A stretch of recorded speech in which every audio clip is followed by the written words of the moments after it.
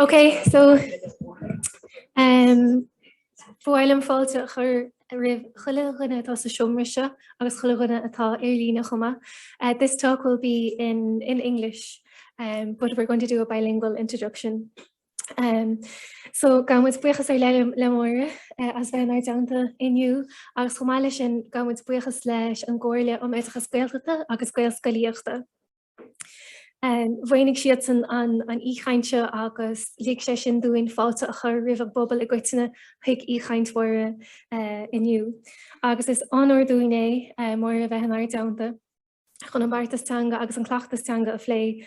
Agus cégur bí an tréise lua óige sin ar an tréise is súnta sí ó héim na forbartanga agus orlair de ní gcónaí a thugtar an aird sin ahantais dó sin ach tá an scéal sin ag ahrútar chéile le blianta beag nuas. Agus is a bhí le Máire agus daoine dá lehéid go nachnítar inis ríáhacht an éitichas lua óige.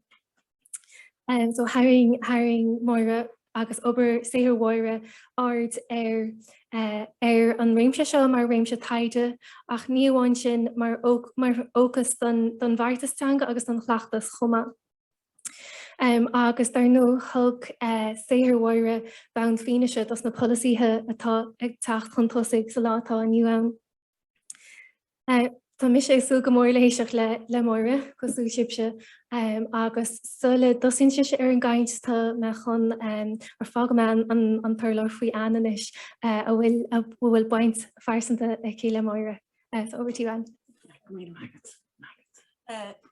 Welcome everyone to this webinar and to this keynote from Máire Mhic Mhathúna, and we're delighted to have her here with us today. For those of you who understand Irish, you'll have heard all the news, and I'll be repeating that more or less in English now. First of all, we want to thank COG, of course, for their support for this conference, and certainly for our keynotes especially. When we asked Máire for her bio, and she said she has worked for many years in the early childhood education sector in Ireland.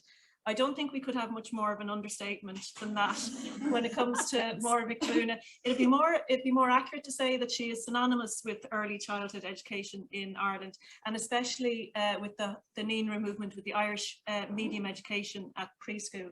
So she's lived and breathed early years and Irish throughout her entire career as a practitioner in possibly a NCCA at home. So running as a practitioner is kind of again an understatement.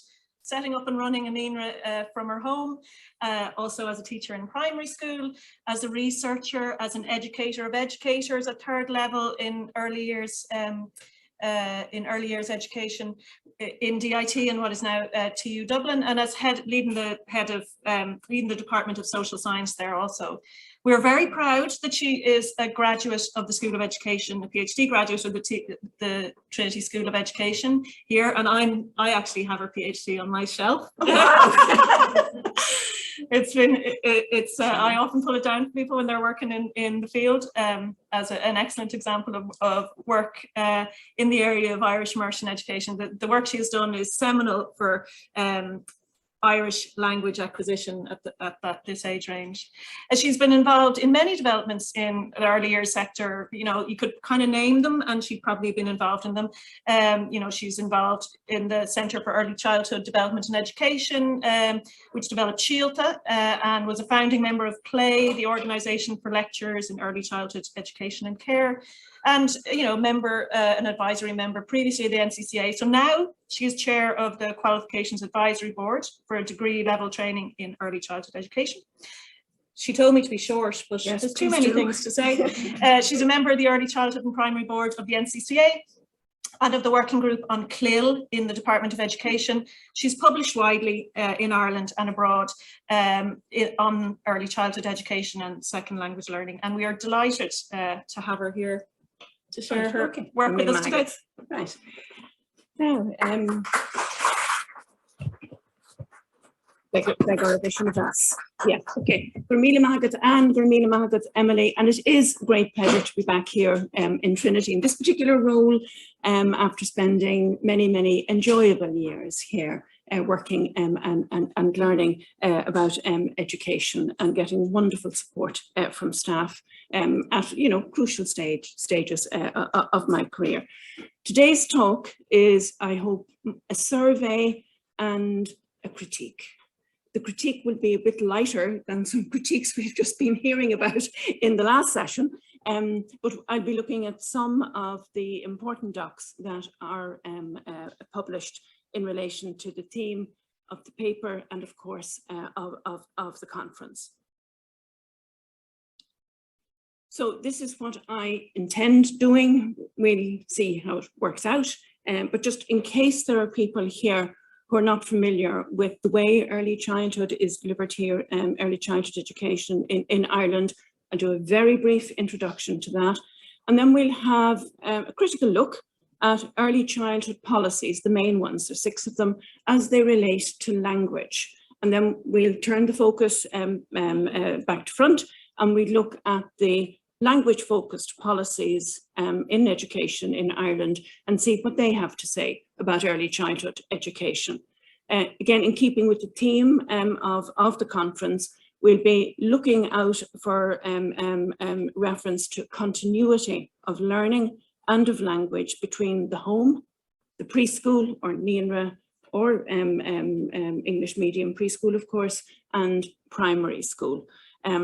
Along the way, we'll note some of the key developments that have taken place, and I hope to finish then with an overview of emerging priorities based on the trends and challenges that are apparent in the sector.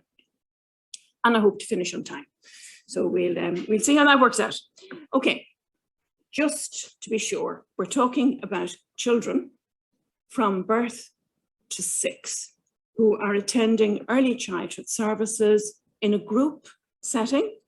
It can be in a creche for full day care, or it can be part-time in a creche, or it can be what we call sessional care, which is 3 hours a day for 38 weeks of the year. Early childhood education has become recognised as a unique discipline, and it has its own parameters, procedures, policies, and pedagogies as well, as can be seen from the references there as well.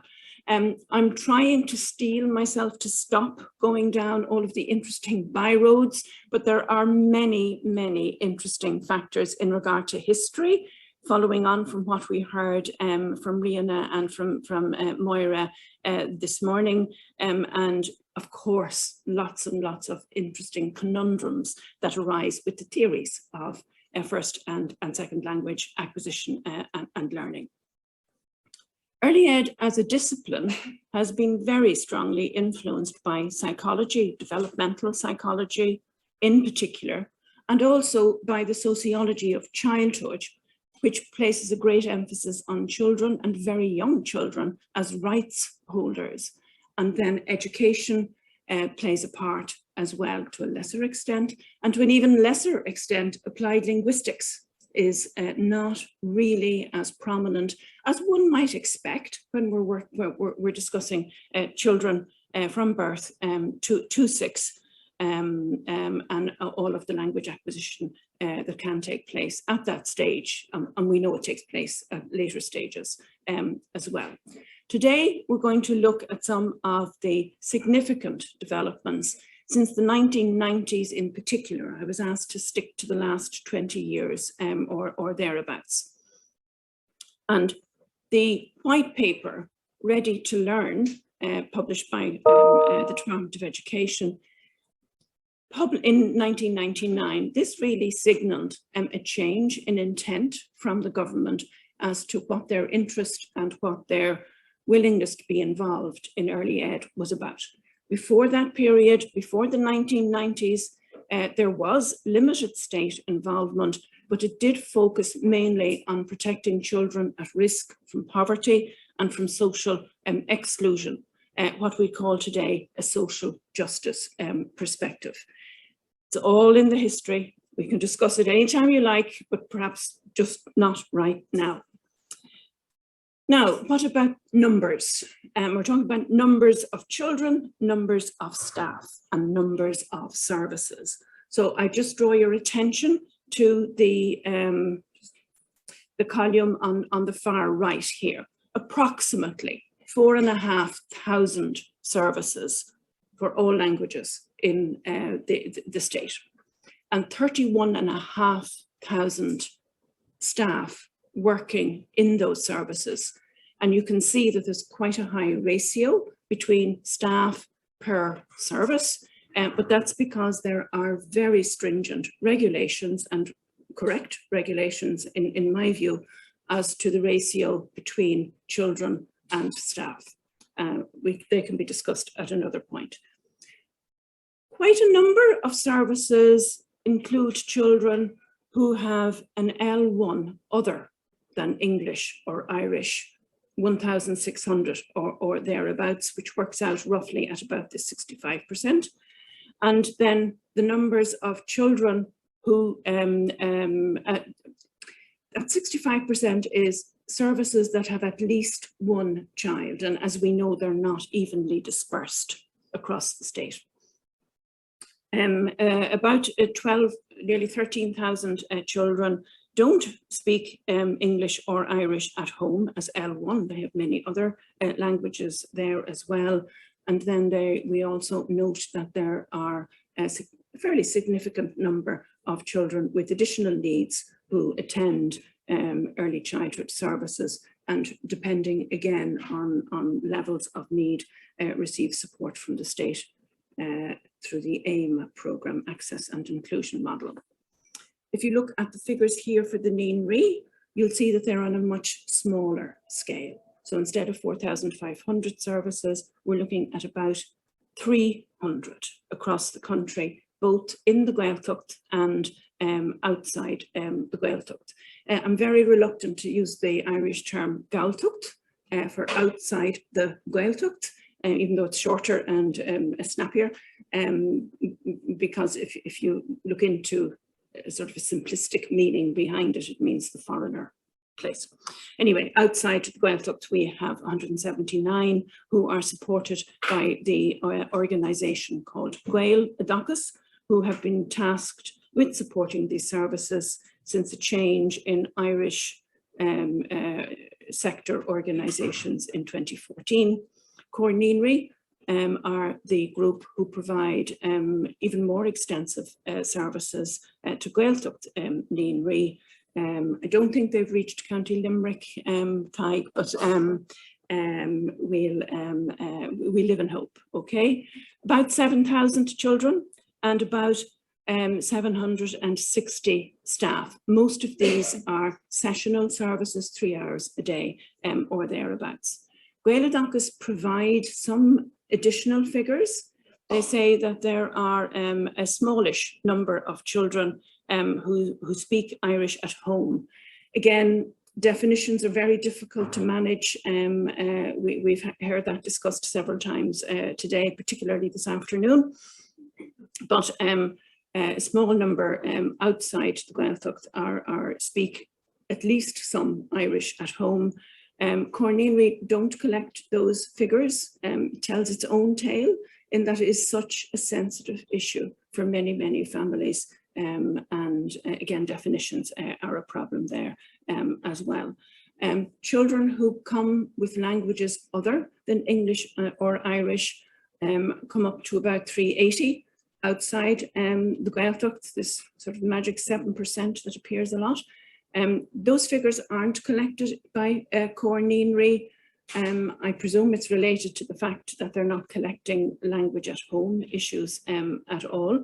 But if we think of the Gaeltacht areas, we're thinking about areas with high footfall for tourism, large numbers of people from many parts of Ireland and across the world working in hospitality. So there must be fairly significant numbers of children who speak languages other than Irish or English at home there as well.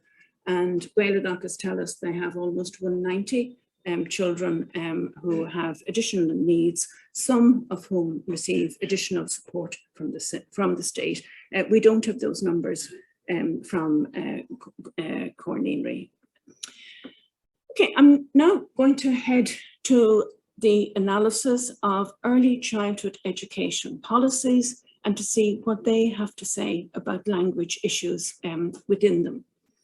There are 6 main policies, which you can see on the slide, and we'll deal with them one by one, but fairly quickly, because we do need to keep an eye on time.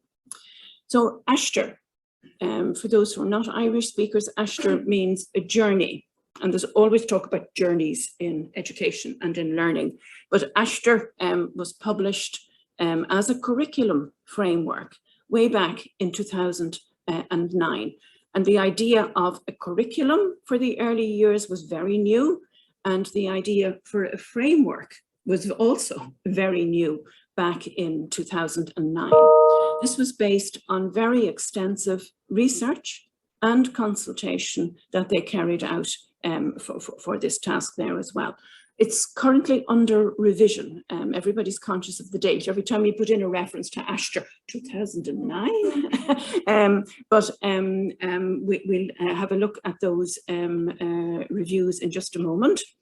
What I think is particularly significant about the state involvement in this sector is that all of the main documents are available in Irish and in English. They're written in English, we know that.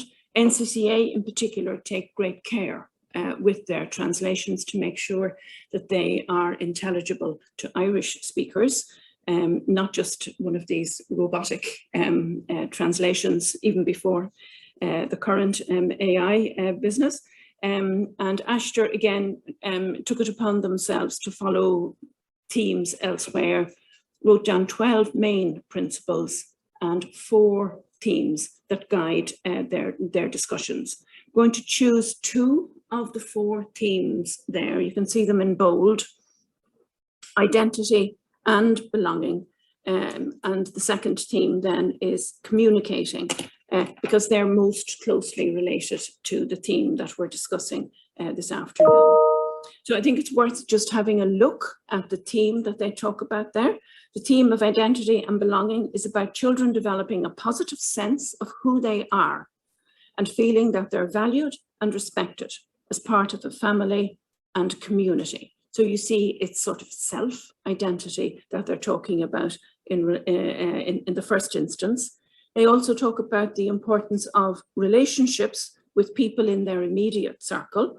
So relationships with family members, other adults and children, friends and members of the community play a key role in building their identities. Belonging is about having a secure relationship with or a connection with a particular group of people. So we're into group identity there as well. And of course, the educators or the staff who are working with children do influence the development of attitudes and beliefs within children, and guidance is given in the Aistear document on how to help children develop a strong sense of their own self-identity and belonging to groups there as well. Communicating is the second theme that we'll just review quite quickly this afternoon. This is about children sharing their experiences, their thoughts, their ideas and feelings with others, with growing confidence and competence in a variety of ways and for a variety of purposes. So you see, it's a very useful definition that can be expanded to cover an awful lot of what's involved with early childhood education. They talk about it can be non-verbal or it can be verbal. Children can talk, listening, and they place a great emphasis on listening skills, thinking and understanding through a variety of modes, by which they mean creative means, body language, etc. They talk here again in a little more detail about using facial expression, gestures, actions, sounds, language, and for some children through assistive technology. They don't mention sign language specifically, so we'll have to see if that comes up in the reviews as they come on stream. And then this I think is quite significant for the type of thinking that was going on back in 2009, adults are advised to help children become proficient users of at least one language and to have an awareness and an appreciation of other languages. And that comes through in the general early ed discourse as well, and in the literature, that we don't have to be teachers of all of the other languages of children in the group, but that we should be promoting awareness of languages and appreciation of them as well. And again, with children, it has to be their everyday experience. So one would be concentrating on the languages within the group. And as we have seen just a little bit earlier, 65% of the services have at least one child with a language other than Irish or English. So in other words, you work with the group that you have. Communicating then, they give quite detailed advice for educators. They advise that children should be encouraged to be positive about their home language and to know that they can use different languages to communicate with different people and in different situations. So one of the benefits of being multilingual is that you do have this ability to use your languages in different ways.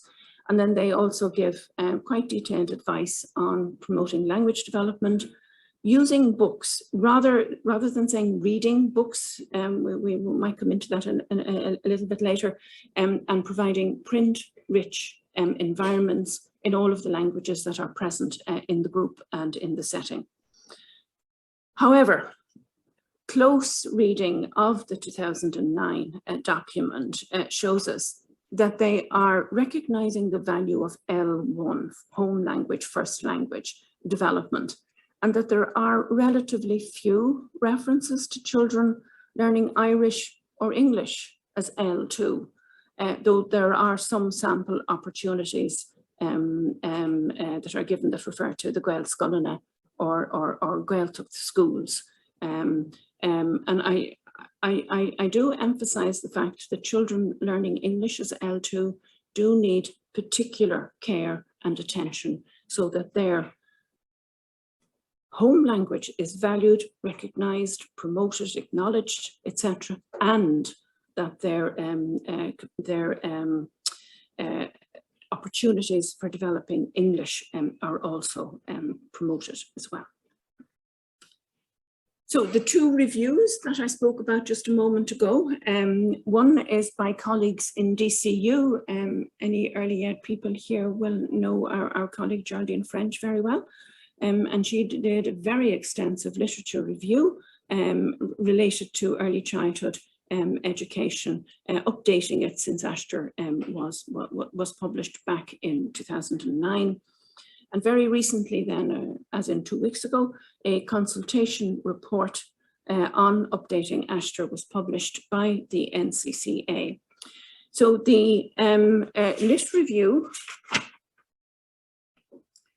talks a lot about giving even further recognition to the diversity of children's backgrounds and of their languages, and of focusing on children's multimodal means of communication. Like we know that 2-year-olds, 3-year-olds communicate through action, through gesture, through body movement, through staying put, through running away, through all of the action that goes with very young children.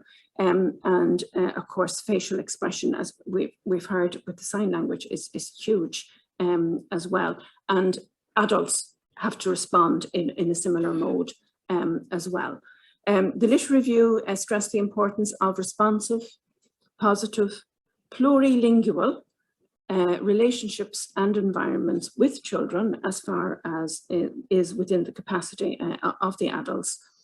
And they go into a lot more detail than one might have expected on how to manage the languages within groups. They talk about, they advise that the children's full language repertoire should be used, and that this should be matched with the language of the setting.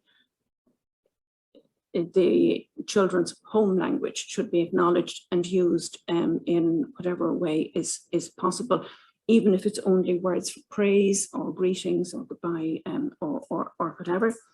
And they advise moving away from what has been the doctrine in this for a long, long time, the one person, one language approach, and using both of the languages as happens in naturally interactive situations.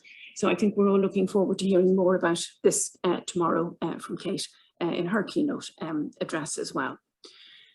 I paid particular attention to what they were saying about the Irish language, and some of the consultation groups stressed the importance of Irish culture and heritage, but not all. And you know, that more or less tells us what's really going on within the sector as well.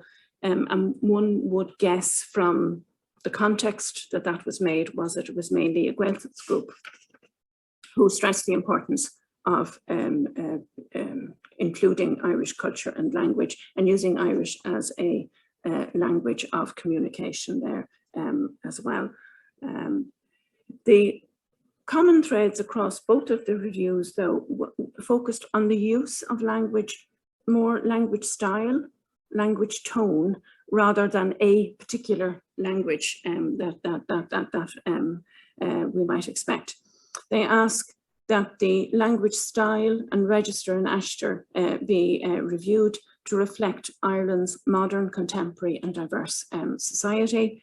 They ask how inclusive is the language that's used in the document, and whether it should allow for more empowering language for children, for adults. And there is a definite trend within the literature in early childhood education about recognising children's agency and about giving children voice as well in everyday interactions. They asked if the language supports meaningful access and participation for all children, and whether the dignity and importance of each child and adult is recognised. And as you can see there, this is the trend, this is the input of the way language is discussed in much of the early childhood literature. It's a focus on the underlying meanings within the language that's used, particularly in regard to all forms of social justice. They tend to think this is all done through English. It's not the case, but it's sort of a given that English is the language that's being used in these cases. Okay, number 2, Síolta, published by the Centre for Early Childhood Education and Development, long since closed, regretfully, but it did wonderful work when it was in existence. And they published, well, the first, I suppose, very substantial early childhood document. It's called Síolta, which means seeds in the Irish language. And it's again, it's a national quality framework that looks at structures and systems. Okay, do we need to do anything or not? Just say snooze on that. Great, okay, thank you.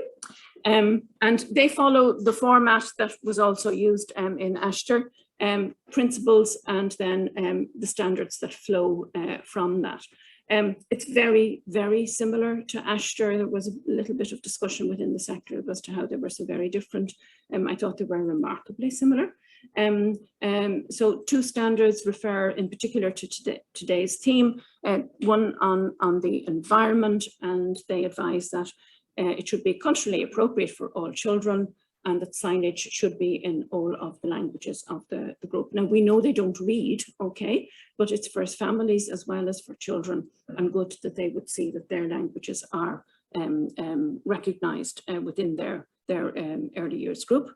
And then the other standard, again, similar to Aistear as well, identity and belonging, which promotes self and group identity, and also notes that children communicate in many different ways as well. Then we had the crash and everything stopped, and the training that had been proposed had to be postponed, and things did change.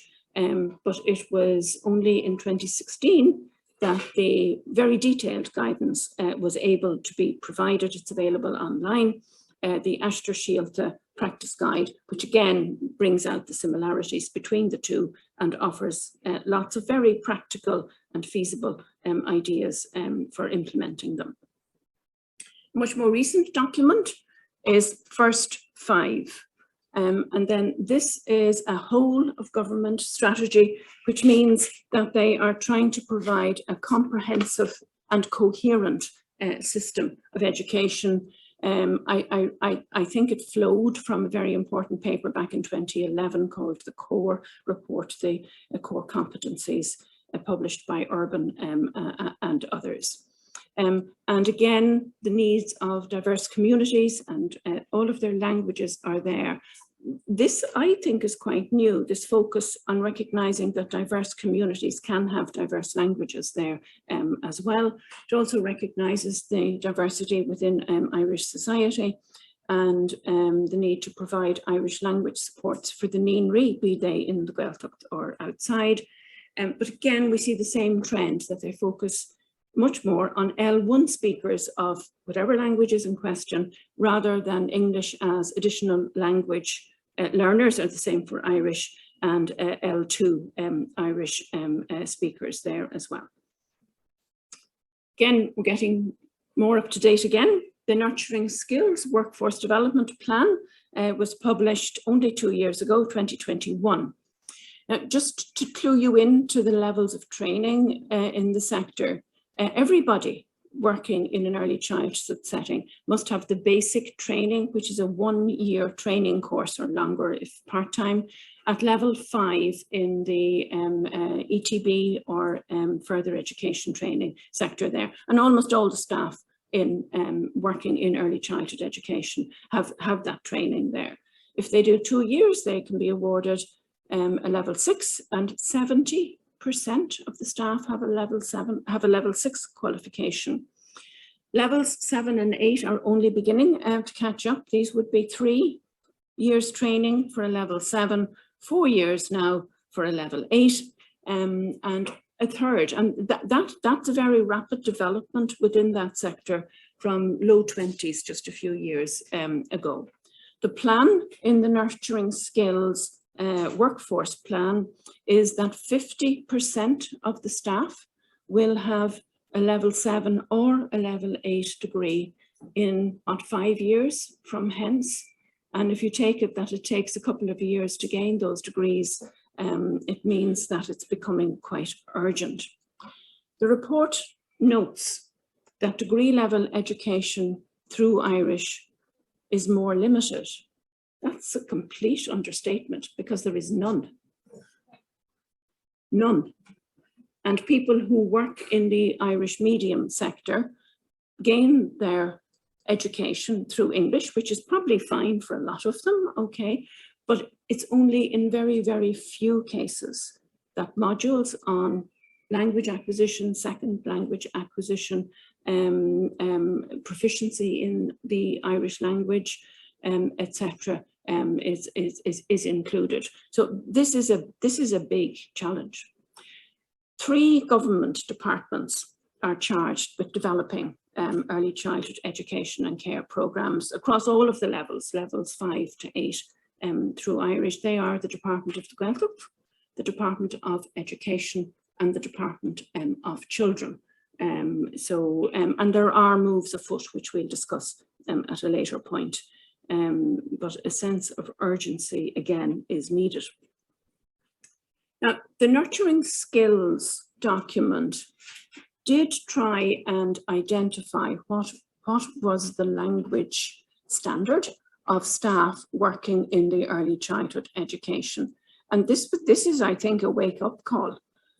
They say there's no real data on language proficiency in either English or Irish in the, they call it the Early Learning and Care Centre. We'll avoid digressing into terminology, but it is a big issue.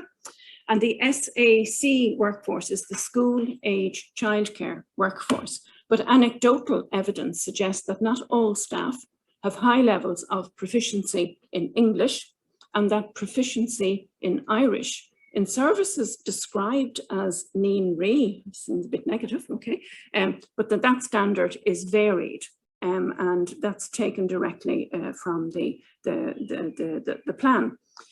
They note that about 27% of staff are non-Irish nationals, with most of them coming from Spain. And I certainly know from sitting on many boards and interview boards for staff that we get people from all over the world who are interested in working in services in Ireland.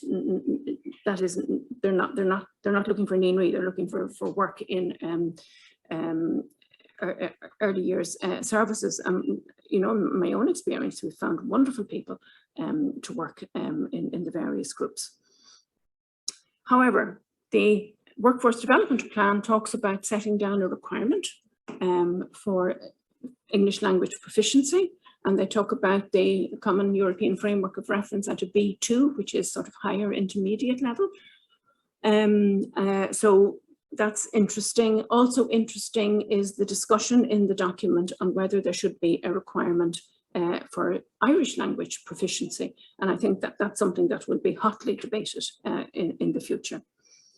Now, we've also a specific document on diversity in early childhood education and care. It's quite similar to the other documents because it was published in the same sort of atmosphere back in 2016. The new thing about the 2016 version is that they recognise that multilingual staff are a resource and can be encouraged to share their languages with children in the setting, particularly if there are children with a similar language background there as well.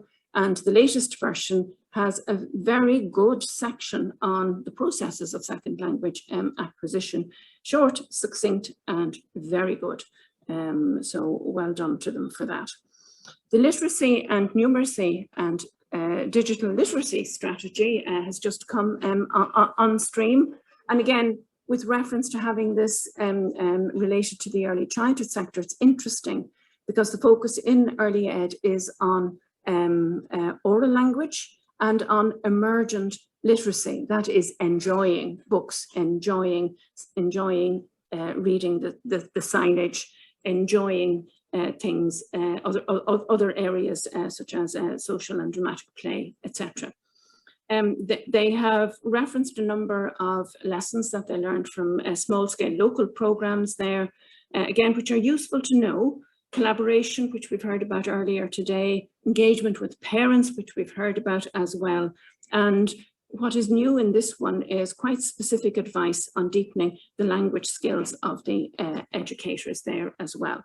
So that gives you some ideas there from the strategy. And the last point I think is of interest, the high quality early ed for culturally and linguistic diverse children must provide cultural and linguistic adaptations to significantly affect language outcomes in the home language and or English or Irish. And I think that's probably, it's a little convoluted, but it's pretty close to recognizing that there are all sorts of language needs within the sector, particularly for children who may be learning English or indeed Irish as a second language. I think time is moving on, so I'm going to move on very quickly and say that we will have a very brief look here at language policy documents and see what they have to say about the early childhood sector. And I've bundled a couple of ones. First one won't delay us long. This is Languages Connect, which I know many of you are very much involved with there. It does tend to confine itself to the formal education system, primary, post-primary, and third level, and it does not reference the early childhood sector, which is an interesting point in itself. But to redeem themselves, they do mention Mother Tongues, which is a wonderful organisation that provides advice and resources and training and events and all sorts of lovely things for people who speak many languages at home. Some of you may know Francesca Lamorgia, from that as well. And we are so happy with what she does as well, to enable families to positively pass on their home languages and to enrich their home languages as well. These two are bundled together. I think we've seen them earlier on with Katrina's paper a few minutes ago, the 20-year strategy for the Irish language and the action plan for the strategy. 2010 was a long time ago, but the strategy still is significant in that it offers scope for many other initiatives to take part. Some actions were ongoing in the period up to when they brought out the action plan, which was much more detailed and much more focused there as well. But 2018 was a long time from 2010 at the same time. One of the interesting proposals and actions that have actually been taken within that strategy is to appoint 2 specialists, early childhood specialists, in the Department of Children to provide support to families and early childhood education and care. One person has been appointed and has joined us this afternoon, and the second appointment, we understand, is expected shortly as well. And they also note that education and training modules on language acquisition and enrichment should be developed and promoted for early ed staff. And there are some moves happening in that regard as well, though they take a long time. Katrina spoke to us about her experiences of the Gaeltacht Education policy at the last talk there as well. I'm just going to say that based on that plan, COG, an Chomhairle an Modachas Gaeltachta and Gaelscoileachta, support and provide resources for Irish medium primary schools, post-primary schools, and to a lesser extent to the early ed sector as well. Final 2 documents that we want to look at are, and I've put up pictures of the Irish language versions of these documents just to show that they are available in both languages. The first one is the one on Nasc idir Bonscoilena agus Nianri na Gaeltachta, which was one of the most rewarding pieces of research I've ever done. It was fantastic to be able to join my twin interests of early ed and the Irish language there together. We did extensive research with help from COG and from the Department of Education on finding out what Gaeltacht people thought would work, what they were doing, and how we could move forward. And that research report has recently been published on the Department of Education website. Before that, they did go ahead and publish guidance for schools without telling them where these good ideas came from. But anyway, that's what it is. What I was really, there was quite a strong editorial role from the Department of Education in that publication. And of course, I did go through it and see what was included and what was not.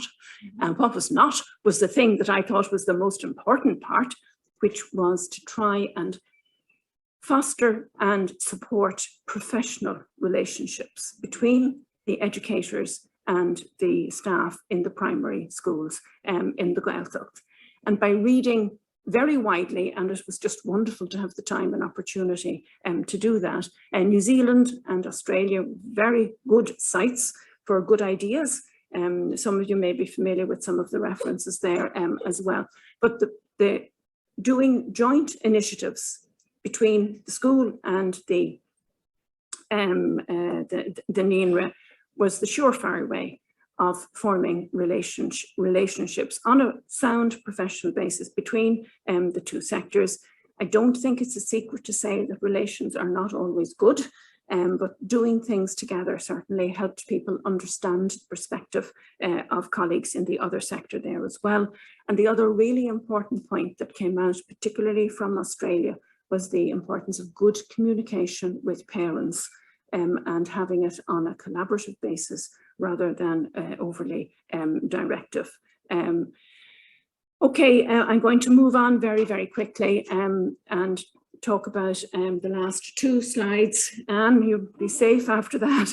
To note that overall, if we take this whole idea, and I know we've given a lot of sort of detail in a very short period of time, but I hope you will have seen from that the developments in early ed mirror what's happening in wider society, and that the language needs of children from diverse families are gaining more recognition. This is wonderful, particularly in regard to their home languages, or L1.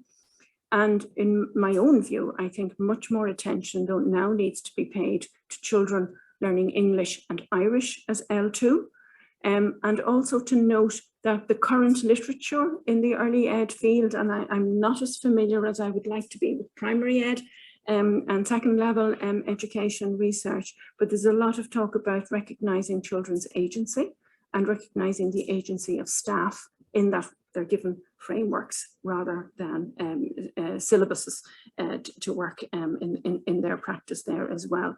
Children's voices can be reached through appropriate methodologies, and it's not impossible even with quite young children there as well.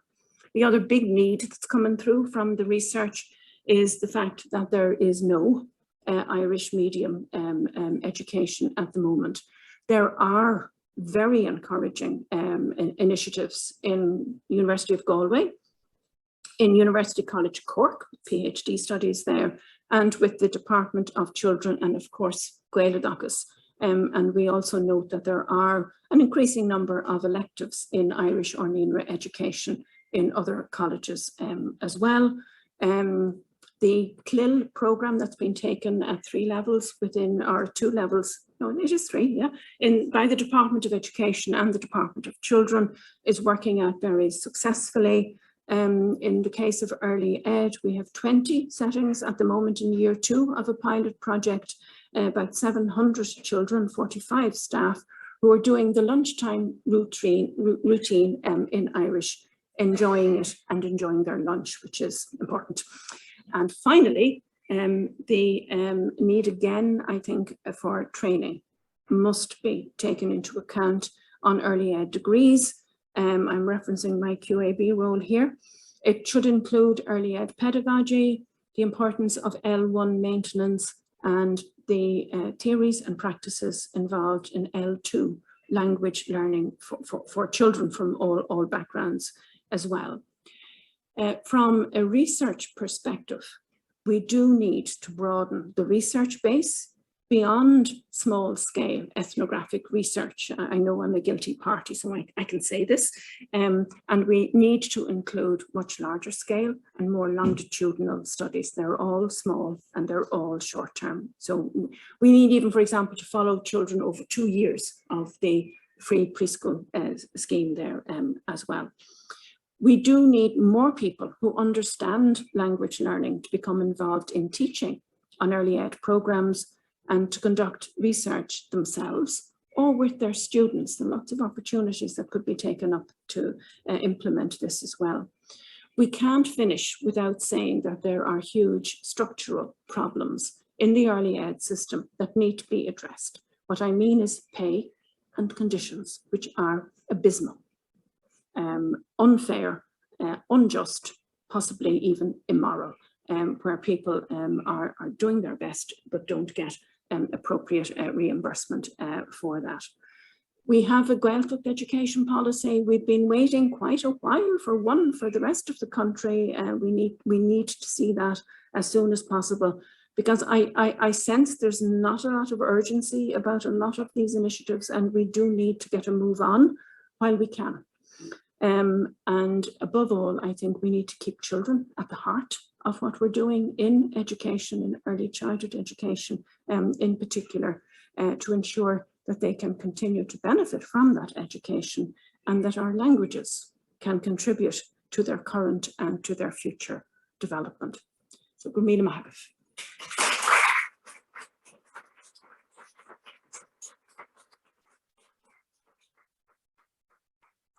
So much more. That was a masterclass in pulling all of those. You've saved me so much work now. I'll send you the slides. Really, really useful and interesting. Thank you.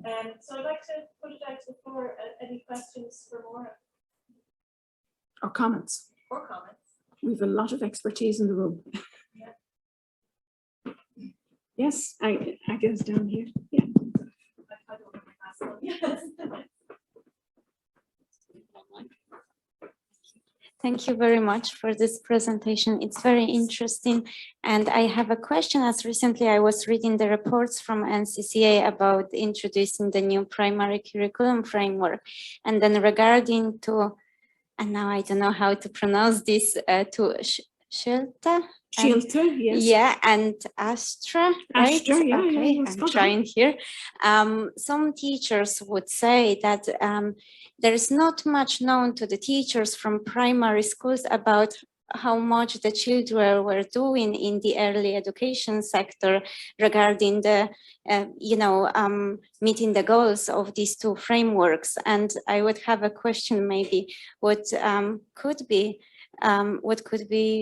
done in this regards to see the teachers from primary or maybe primary schools collaborating more with the early childhood education sectors in that regard. What could help would be for both parties to look in detail at existing templates for what are called transition reports. The version here was called Mishkale, My Story. And there's space on it for the educator to write details about what the child's strengths and challenges. Well, no, they don't really talk about challenges too much, about the child's strengths and their interests. There's space for the parents to write what they would like the classroom teacher to know about their parent. And there's also space for the child to add either a comment that would be scribed to an adult or to draw a picture or whatever. One of the joint initiatives that could happen would be that the primary school and the local preschool or NENRA would collaborate and say that do they think that's okay, or do they want to make changes to a standard form and include that type of detail. I think what's behind some of the thinking for the fairly general form is we don't want to label people. And we don't want children to be given a very bad start as they move into primary school. It would be done from a strengths-based perspective, but there's scope for all of those things if people are willing. In the research I did for the COG document there, it was so interesting to hear that it took a long time for the early educators to fill in these forms for the children. In some cases, they were welcomed in the local primary schools. In other cases, they were not. And then other cases again recognized that the early educators had done a huge amount of work, often in their own time, unpaid time, so that the child would have as good a start as possible in primary school. I know it does happen on a lot of the time if a child has particular needs, because they need to make arrangements to get supports in place when the child starts in the primary school. But there's scope for that. One of the things that came out of the research reports as well was that it's absolutely vital to have somebody designated in the primary school who will take care of these transition reports. It could be the principal, who always say they're overburdened, and I'm sure they are, or it could be another designated person. But you know, within existing systems, there are a lot of possibilities of doing things that would suit that particular case, I hope. Yep, yeah. Yeah, I'm interested about I don't know, the philosophy that Aistear and Shield have regarding the contact with other languages, and the sociolinguistic situation in the Gaeltacht. If that philosophy is put forward in the Gaeltacht, it's going to do damage to the L1 speakers of Irish, in that there obviously is a conflict between the dominant language, English, and the Irish language. Should the Neenry be a language refuge, a Charmanchanga, for those children, to ensure that they get the Severus Changa, they get the language richness in Irish? Yeah, I'm sorry, I don't get the challenge that you're talking about. Though. So basically, obviously, English is the dominant language even in the Gaeltacht, and that it's everywhere. I think that's a very serious issue in that the needs of parents or the wishes of parents in Gaeltacht areas are maybe different to what is now the education system within the Gaeltacht. So it's Gaeltacht education policy is Irish from day one, and English comes in as a subject at a much later stage there as well. The policy for Gaeltacht education talks about the benefit of the 4 years of continuous education through Irish, but those who don't wish to go along with that don't have much other choice. It's too far to go to a primary school outside the Gaeltacht area there. So the report recommends that the benefits of immersion education, etc., are explained to parents, but that's about it at the moment. So the philosophy looks at trying to promote the parents' wishes in L1, whatever that happens to be. I think we also need to recognise that everybody lives in Down and Verla, that they are surrounded by English the rest of the time. I mean, those of us who can only visit the Gaeltacht in our holidays, which doesn't seem to be terribly acceptable at some point, but that it's often hard to find an Irish-speaking shop or restaurant or whatever. They are completely surrounded by English. I personally don't think there's any fear they're going to miss out on English. But I do see the conundrum that their L1 wishes are not being taken on board. Thank you for this very interesting talk. I have to admit that I'm a bit worried about perhaps the disconnection between language policy documents such as these ones and current and actual practices in the classrooms. I have one example that, well, I don't want to go very personal, but I have 2 kids and they are bilingual, but they are trilingual at the moment because they speak Spanish, Hungarian, and now English and Irish, by the way. My kid goes to a classroom in which there is another kid from Spain as well, and they used to speak Spanish to each other in the classroom. And by the way, I should say that it's Educate Together school, by the way, which is open and these kind of things. So in this case, the teacher didn't allow them to speak in Spanish, although they speak English perfectly, you know, so they have that. So that's an issue that obviously I respect. But the problem is that it's not just that they don't use Spanish there, but they use English in the classroom, but outside the school, they started to use English. Yeah. So by these current practices, I mean, we have very, let's say, like fancy policy documents, but actually the current practices in the schools that are supposed to be open aren't actually, they don't align with that. So that's, I think, an issue. Perhaps you can comment on that. It's also a conceptual approach to language policy research, obviously. So yeah, I'll leave it there. I mean, policies are one thing, practice can be something else. One would hope that at least the home languages of all children, including the 2 you've mentioned, are honoured and recognised and supported to some extent. But, you know, the literature will tell you the normal trajectory of children who speak another language other than the dominant language of their society, that it does turn pretty quickly to that dominant language there as well.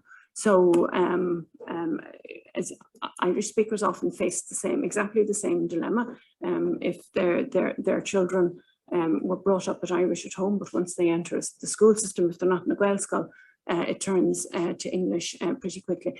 Children are very clued in to what is the power structure in the society in which they live, what is the dominant language within that society, who are the key leaders in the school or the class group, what language do they speak. So they're probably using their language antennae to work out that English is to their advantage and moving to that. One would hope that they would manage to maintain both. But you know, there's this 3-generation shift that you see referenced in much of the literature as well. So, you know, normal everyday life sometimes takes a path other than that we would ultimately prefer. But again, the general advice in the literature is to maintain the home language as far as is possible when you have the advantage of having several languages in the home.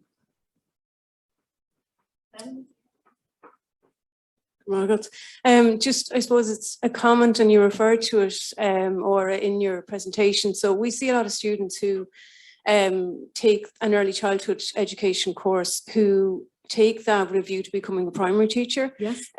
So they come on, then they do a PME thereafter. So they're very strong students within the early childhood sector, and if they have their Gaeilge at the level that they needed at, they move on. So we lose them essentially out of the sector. So they undertake their degree, and then, you know, obviously we see them then coming into ITE, and they are very strong. They're very strong in the primary classroom. But the sad thing is that we should be trying to retain them within the ECE sector. And I know you referred to that there. So within what is already a very feminized profession, right, tends to be predominantly female, obviously in early childhood and in primary, not as much at post-primary, but it's still quite feminized overall. We have the issue of terms and conditions, contracts, retaining them, making it, I suppose, an attractive profession, you know, that it is not for a particular group. So is brilliant. We wish everybody had one. But the contracts for some, about 40% of the staff are for 38 years, or 38 weeks, I beg your pardon, 38 years be grand, 38 weeks per year with no pay for the rest of the year after that. And the pay is abysmal, it's about 14 euros per hour. What is also happening is that people are offered contracts as SNAs, special needs assistants, in primary schools, and the pay and conditions there are substantially better than what they can avoid there. I suppose the only very slight good blow on all of that is that they bring all that learning and experience with them. And I don't think it's lost. It just breaks our heart when our DIT students just leave early ed and move into to primary ed.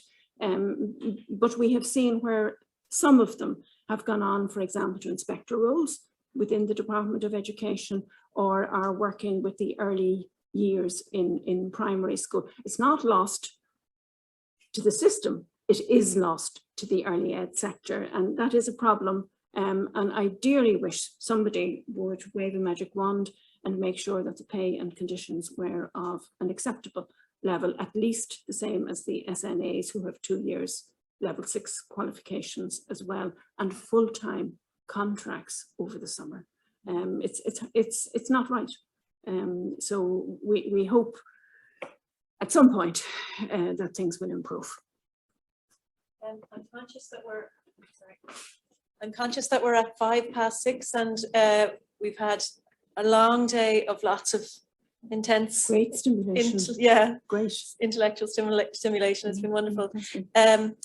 Unless anyone has a last burning question, we might take the discussion to outside and indeed over to